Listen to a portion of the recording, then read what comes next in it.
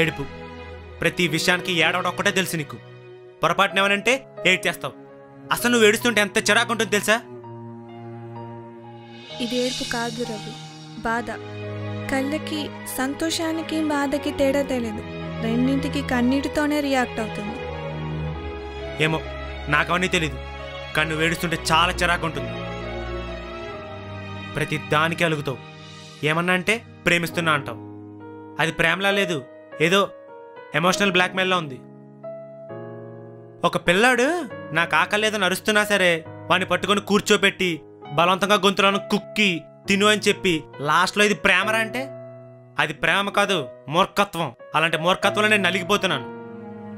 అన్నిటికీ నువ్వు హర్ట్ అవ్వడం, నేను కాంప్రమైజ్ చేసుకోవడం, నాకు ఇష్టం లేకపోయినా సరే ప్రేమ కోసం ఆయన టైటిల్ పెట్టుకొని పనులు చేయడం, ఇవన్నీ నాకు నచ్చట్లేదు. ఇక నా వల్ల కాదు.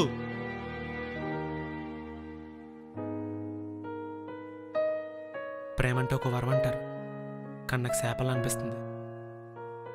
నేను నాకు నచ్చినట్టుంటాను, నువ్వు నీకు నచ్చినట్టుండు. ఈ ఏడుపులు సెంటిమెంట్లు నా వల్ల కాదు. థ్యాంక్స్ రవి.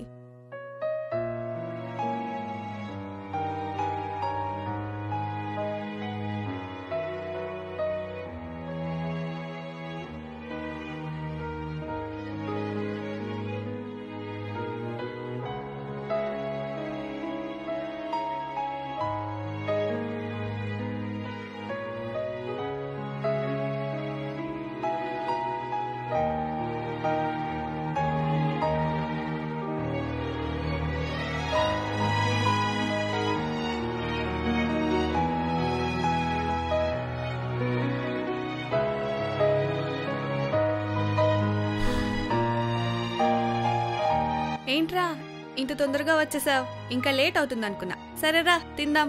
నాకొద్దు, నువ్వు తిను. అబ్బా ప్లీజ్ రా, ఆకలేస్తుంది. నాకు ఆకలి లేదే, నువ్వు తిను.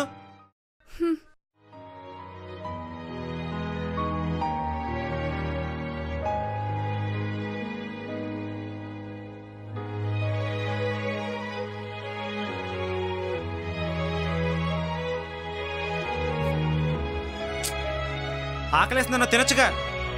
నీకు కూడా వైని, ఇద్దరం కలిసి తిందాం. అంతవరకు ఆగుతా. సరే పద.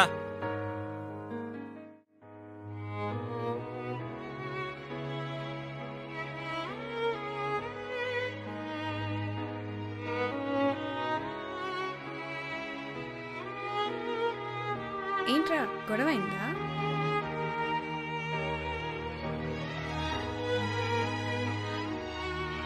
నా వల్ల కావట్లేదు, పెద్ద హెడేక్ అయిపోయింది. చిన్న చిన్న విషయాలకు కూడా ఎక్కువగా రియాక్ట్ అయిపోతుంది. అయినా వదిలే, దాని గురించి తలుచుకుంటే చిరాగ్గా ఉంటుంది. చిరాకు ఎందుకురా? ఓ అన్న అన్న అలుగుతుంది, అలా అన్నిటి కలిగితే చిరాకు రాదా మరి? మరి ఇందాక నువ్వు తిననున్నప్పుడు నేను చేసిందేంట్రా? అంటే నువ్వు తను ఒకటేనా? ఏ చెల్లి చేస్తే భరిస్తాం, అమ్మాయి చేస్తే అరుస్తావా? ఆడవాళ్ళంతా ఒకటేరా. మేమంతా బయట వాళ్ళకి హాయ్ బాయ్ మాత్రమే చెప్తాం, కానీ ఫీలింగ్స్ అనేవి చెప్పేది చూపించేది సొంత వాళ్ళకి మాత్రమేరా.